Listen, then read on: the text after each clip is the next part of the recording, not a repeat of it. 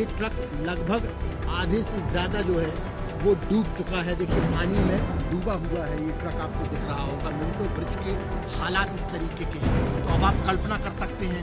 और न सिर्फ मिंटो ब्रिज, दिल्ली के ज़्यादातर इलाकों में जो है इसी तरीके की वाटर लॉगिंग जो है वो हो गई है।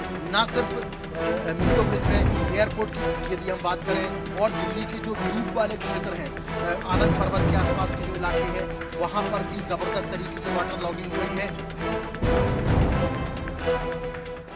तो हम इस वक्त मौजूद हैं मिंटो रोड पर। ये वही रोड है जहाँ जो सीधे जाता है सामने की तरफ। आप देख सकते हैं ये मिंटो ब्रिज है रेलवे का, और मिंटो ब्रिज के इस नीचे रोड से जाते हैं उस तरफ सीपी की तरफ, कनॉट प्लेस की तरफ। हमारे साथ विजय संजीव छेत्री जी हैं। संजीव जी थोड़ा आराम से चलिएगा, क्योंकि यहाँ जो पानी है वो बहुत ज़बरदस्त तरीके से यहाँ पर भरा हुआ है। आप सामने की तरफ देख सकते हैं, यहाँ पर तकरीबन 7 से 8 फीट तक ये पानी जो है चारों तरफ भर गया है। आप ये देख सकते हैं चारों तरफ पानी जो है अब धीरे धीरे, लगभग 4 से 5 घंटे लगातार दिल्ली में बारिश हुई, और बारिश होने के बाद में ये देखिए रेलवे का पुल है ये मिंटो ब्रिज का। इसके बाद में नई दिल्ली रेलवे स्टेशन जो है वो पड़ता है, और नई दिल्ली रेलवे स्टेशन से कनॉट प्लेस के बीच में ये ब्रिज पड़ता है। और उस ब्रिज में जिस तरीके से पानी भरा हुआ है आप देख सकते हैं। ये जो पानी है वो पानी फ़िलहाल यहाँ तक आपको दिख रहा है, लेकिन जब ये पानी गिर रहा था, मतलब तकरीबन अभी से 2 से 3 घंटे पहले यदि हम बात करें, तो जब यहाँ पर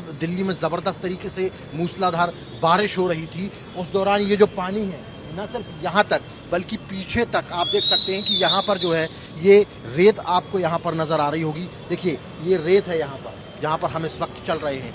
और पानी जो जहाँ तक भरा हुआ था उसकी बाउंड्री भी आपको यहाँ पर नज़र आ रही होगी, क्योंकि जो पानी के साथ में जो कूड़ा था, कचरा था, वो यहाँ तक सटा हुआ है। तो आप देख सकते हैं कि यहाँ तक जो पानी है वो भरा हुआ था, और ये पूरा का पूरा पानी, इस पूरे इलाके का पानी इस तरीके से बह बह के यहाँ पर आ रहा है। चूँकि मिंटो ब्रिज के पास में ये जो रेलवे का ट्रैक है, इसके पास में नाला भी है, तो वो नाला जो है वो ओवरफ्लो हो गया, और ओवरफ्लो होने के बाद में ये इस तरीके के हालात जो हैं मिंटो ब्रिज में बने हुए हैं। आप सामने की तरफ देख सकते हैं कि वो एक गाड़ी जो है, वो देखिए सामने एक गाड़ी जो है वो लगाई गई थी कि मिंटो ब्रिज में, और वो गाड़ी देख सकते हैं आप, जूम करके हमारे जो संजीव छेत्री वो बताएंगे कि जो सामने की तरफ आपको एक ट्रक नज़र आ रहा होगा, ये ट्रक लगभग आधे से ज़्यादा जो है वो डूब चुका है। देखिए पानी में डूबा हुआ है ये ट्रक, आपको दिख रहा होगा। मिंटो ब्रिज के हालात इस तरीके के हैं,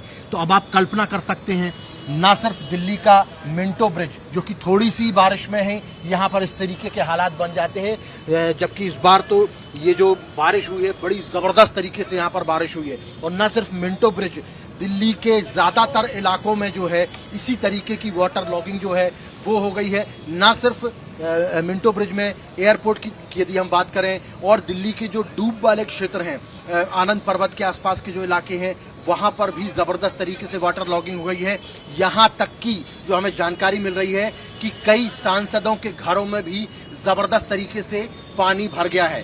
तो बारिश, ये सबको पता था कि जैसे ही बारिश होगी, पहली बारिश जब आएगी इस तरीके के हालात बन जाएंगे। उसके लिए पहले से ही प्रिपरेशन क्यों नहीं की गई एनडीएमसी की तरफ से, एमसीडी की तरफ से। और अब जब 5 से 6 घंटे लगातार दिल्ली में बारिश हुई है तो इस तरीके के हालात बने हुए हैं। और यदि ये जो वाटर लॉगिंग है, आप देख सकते हैं कि कचरा किस तरीके से यहाँ पर आपको दिख रहा होगा। जो नालों में, नालियों में जो पन्नियाँ होती हैं, जो घर का कूड़ा होता है, वो लोग भर देते हैं, और उसके चलते जो छोटी छोटी नालियाँ हैं वो ओवरफ्लो हो जाती हैं। उसके बाद में सारा का सारा पानी रोड में आ जाता है, और रोड में आने के बाद में सारा का सारा पानी इस तरीके से नालों के ज़रिए पूरे रोड में बह जाता है। और ये देखिए यहाँ के हालात देखिए, पानी हालांकि धीरे धीरे अब कम हो रहा है, लेकिन यदि एक बार फिर से 2-3-4 घंटे के लिए यदि बारिश हो गई तो निश्चित तौर पर फिर से यहाँ पर वाटर लॉगिंग की समस्या बन जाएगी। और सामने की तरफ जो कूड़ा आपको नज़र आ रहा होगा, यही सबसे बड़ा कारण है कि यहाँ पर जो है